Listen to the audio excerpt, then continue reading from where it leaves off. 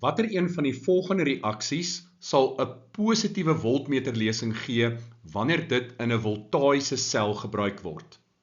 Die korrekte antwoord is B. Nou, ons gaan eers tabel 4a gebruik en daarna tabel 4b om te wys hoekom dit die geval is. 4a. A vir af. So kom ons kyk, magnesium 2+, daar's magnesium 2+ en sink. So ons pyl wys op. Ons wil hê die pyl moet afwys, so A is verkeerd. Volgende het ons koper en ons het silwer ione. Ons pyl wys af. Hierdie gaan 'n spontane reaksie wees. Ons gaan 'n positiewe selpotensiaal hierso kry. Opsie C, ons is steeds met tabel 4a besig. Kobalt 2+ is daar en tin 2+ is daar. Ons pyl is opwaarts, ons wil hê die pyl moet afwys. C is verkeerd. En laastens, nikkel 2+ en yster.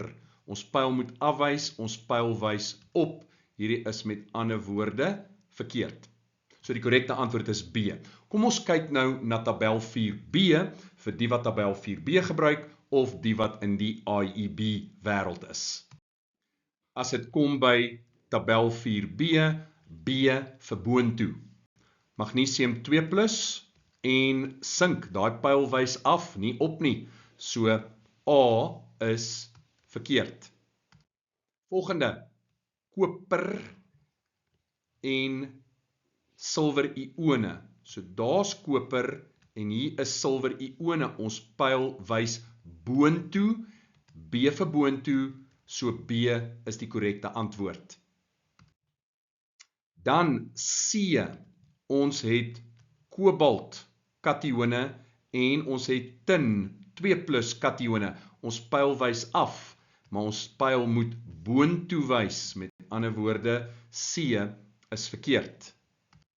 En laastens D, ons begin met nikkel 2+ en ystermetaal. B vir boontoe, ons pyl wys af, met ander woorde, D is verkeerd. So die reaksie met 'n positiewe voltmeterlesing, met ander woorde, die reaksie wat spontaan gaan plaasvind, is B.